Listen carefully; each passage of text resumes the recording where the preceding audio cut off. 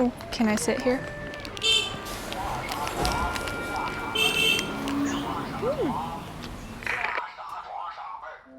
After moving back in with my parents for a month, I booked a one-way train ticket to Beijing. Life with parents was comfortable, precious. But one day I was hit by the same feeling I had when I left home for America at 17, that nothing in my hometown seems inspiring. So I knew it's time to go to the first stop in my self-exploration era, a city that will always, forever feel like home.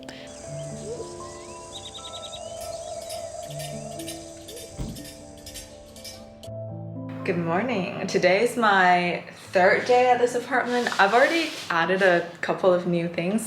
I bought this pan. Very excited to cook for myself again. Humidifier, a must for the Beijing dryness. I love that there's so much natural light in this apartment. There's a little balcony out here, super cozy.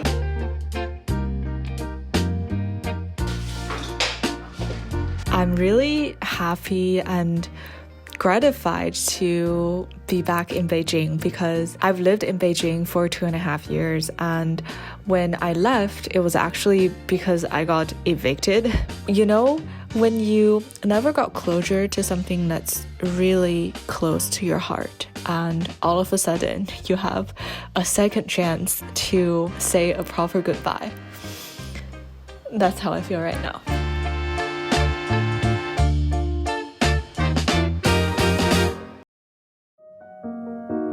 I'm getting out of the house today for a documentary rough cut workshop, which is a little bit out of the normal array of events I would go to, but I got really excited because I'm very curious about other people's creative process. Vlogging is essentially documenting life, right? So I'm very curious to see how professionals do it.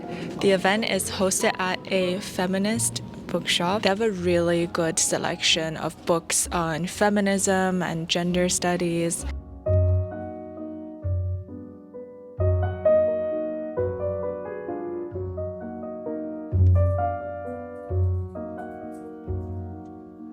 They also have super rare vintage books from the 80s, which I was very surprised to find. I bought this one for 25 kuai, like $3. That's kind of crazy.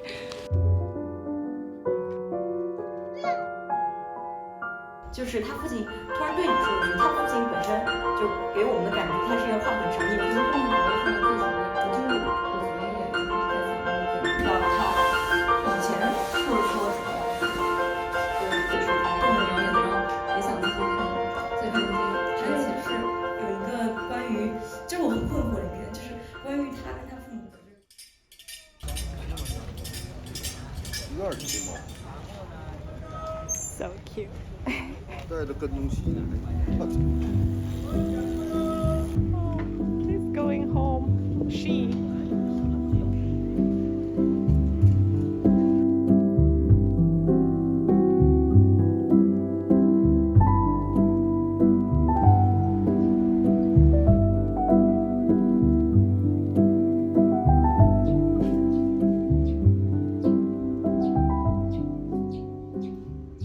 Hi. So we're trying something new today. I am going to a ceramics workshop in the hutongs to try pottery for the first time. The studio is owned by a lady called Kuang. I have actually heard about her from multiple friends for years, and this is the first time I've been to her studio.16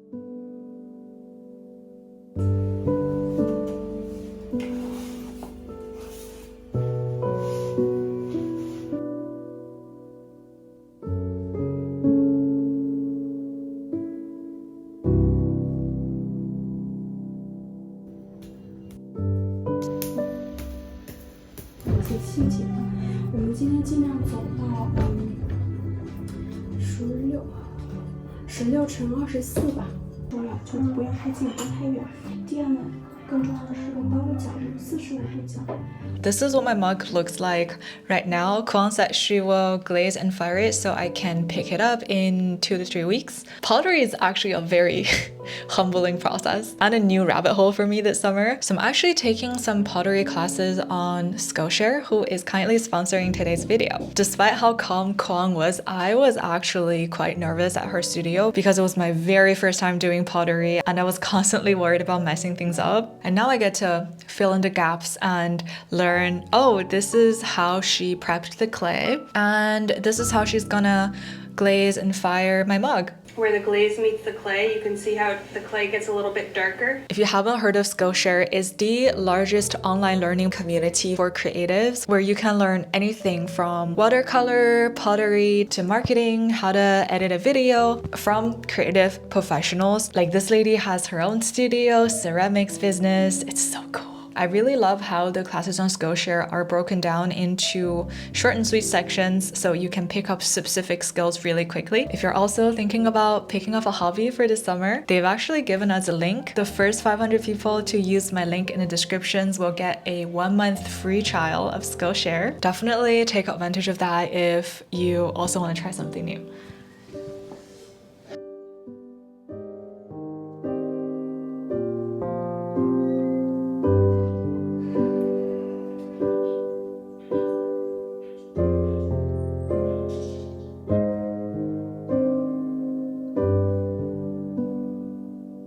I just worked for a little bit at one of my favorite cafes, Post, and now I'm heading over to watch a film called Didi. It's a part of the Beijing Film Festival.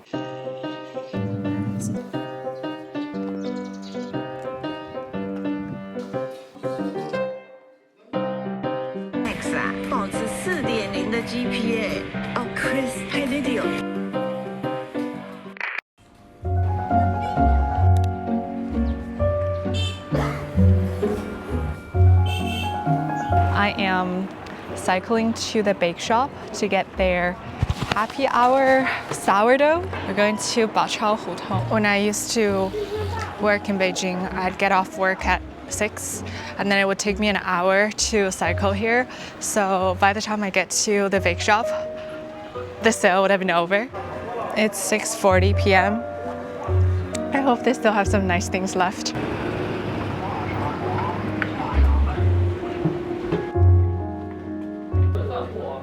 The bake shop.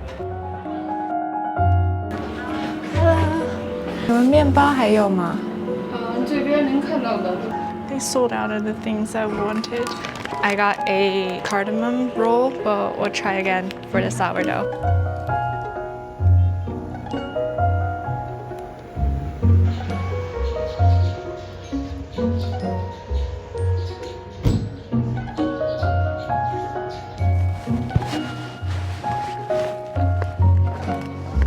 Can I sit here?